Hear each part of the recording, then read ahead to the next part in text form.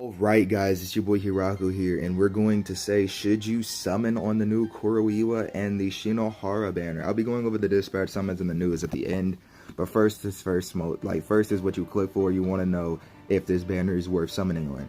In my personal opinion, if you are free to play, no, because they took the non-killing out of it. KUROIWA is fantastic and SHINOHARA is okay, but the fact that they took the non-killing out and it's a 7-step banner, you do not want to pull on this if you're free to play. You have an SSR guaranteed on the first step, I'm assuming, and the 4th step, because it says use the 50 Kaku jumps and multi-summons and get 1 SSR guaranteed, and the feature characters drop right up on the 4th, and then also on the 7th multi-step you get a feature.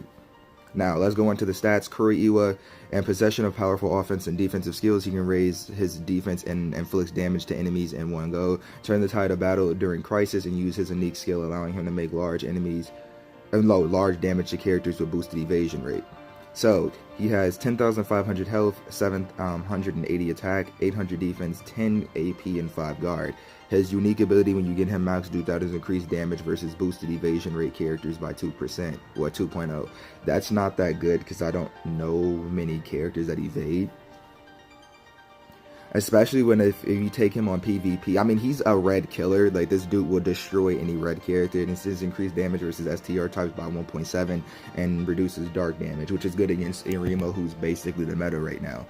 But the only thing that I find bad about that max duped ability is it's just But that's not too bad because it's not like you're going for max dupes on Iwa anyway, or KUROIWA. So the only thing that I say, the reason why I say don't summon is because the increased damage versus STR characters is nice, but we don't have many STR characters in the game, and even on JP, we get like Shirazu, Birthday Psycho, the Kainiki, who else is red that's good? Urie is he's decent, but he's not that good. I don't really remember many good red characters that come out. So that's not that fantastic. He also has increased max durability +4 and completely nullifies target's evasion ability. Now, the dark resistance is fantastic because, like I said, you have Arima, you have Juzo, you have Ghoul, Hayase, half Kokuchi Kainiki. Also, we have, I think there's some more good dark types too. We have Yamori, I think Yamori's dark, but he's just meh. So that's pretty decent. And we have the new up-and-coming Takizawa, so that's okay. His special completely, it's come on Arata, eat up.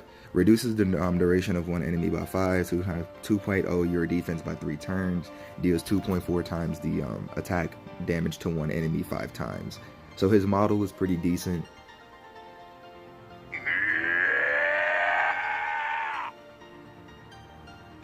His model is pretty decent. I've seen these characters before on JP when Leah's Chill was reviewing them, which is why I kind of know if they're good or not.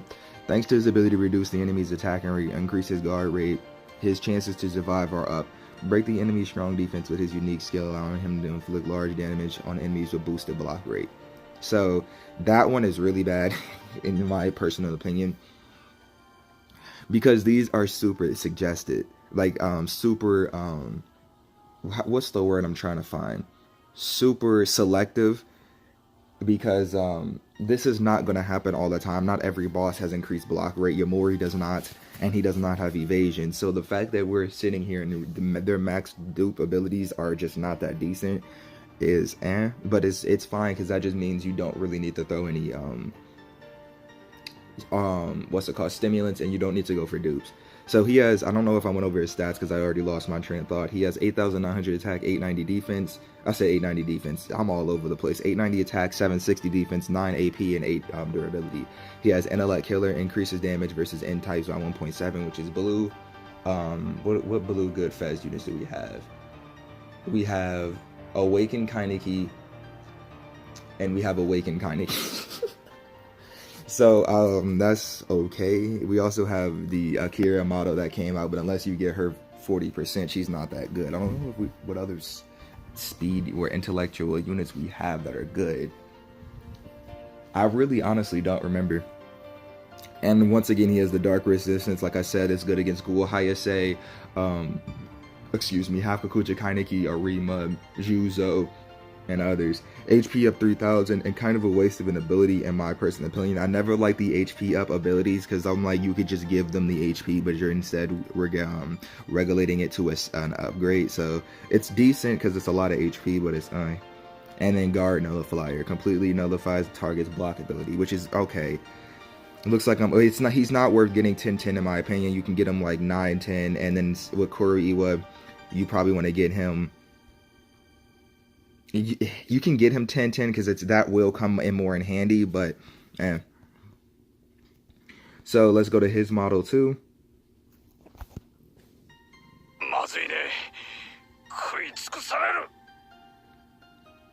Alrighty then. So let's go to the actual summon screen and then we can look at them like this. So there he goes, them fully maxed out 10,500. I'm pretty sure this is what they already said, but this is KUROIWA.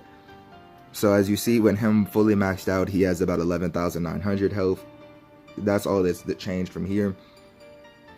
He also has +4 durability, so now he has 9. And yeah, that's the only difference that it makes. So I would not recommend pulling on this banner if you're free to play, because we're going to get another Fez banner soon. If you're like me and Juzo is your favorite character, he's probably the next premium banner, so I'm going ham on that.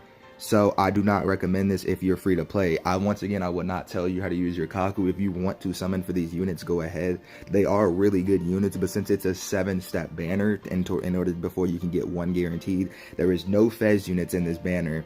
I do not feel like it's worth it just because it's 7 steps. If it was a 5-step banner, like Black Reapers, for example, I would have recommended it just because they're both really good units and they would be staples on a intelligent team or I'm just gonna call it a green team.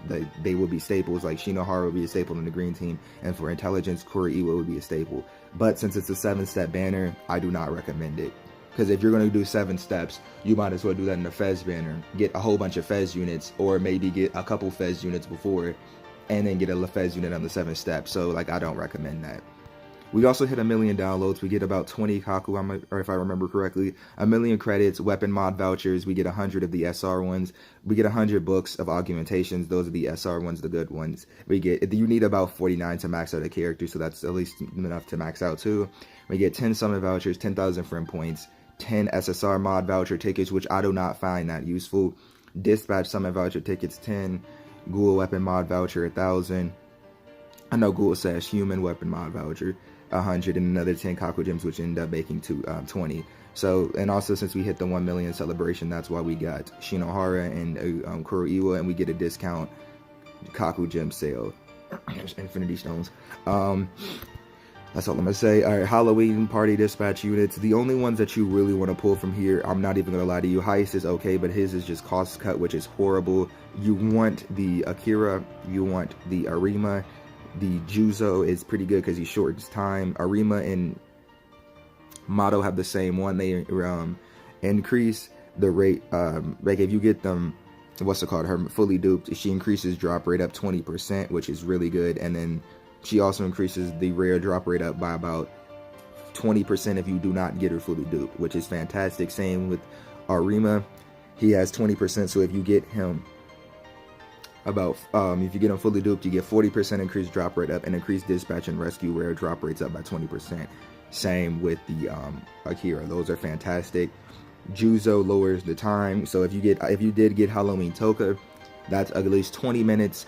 Plus Tokas, that's 40 minutes that you get reduced off that. And if you get them both fully duped out, if you was lucky enough to do that, that's another 40 minutes. So that's freaking fantastic. That's a lot of time you just killed on that, which I find preferably better than just having the increased drop rate up. Because if you can farm a mission in about 30-40 minutes and you can continue farming it in 30-40 minutes, I think that kind of beats 2 hours and 30 minutes. So Kijima, he unfortunately has increased territory points up. I do not find this link useful just because you don't get much territory points off dispatch missions. I know anything helps, but I would prefer to get increased drop rates or increased stimulant farming. So Nutcracker, hers is the same as them. Well, no, it's not. It's info. So I think this will give you a better chance of getting raids, which is okay. So that's pretty much it for these characters. and the news for that. So once again, should you summon on the KUROIWA and SHINOHARA, I would not recommend it. Do you? But if you're trying to go off my word, I would not recommend it. So that's pretty much it because the video is already getting long itself. Thank you guys for watching. Your boy Hirako.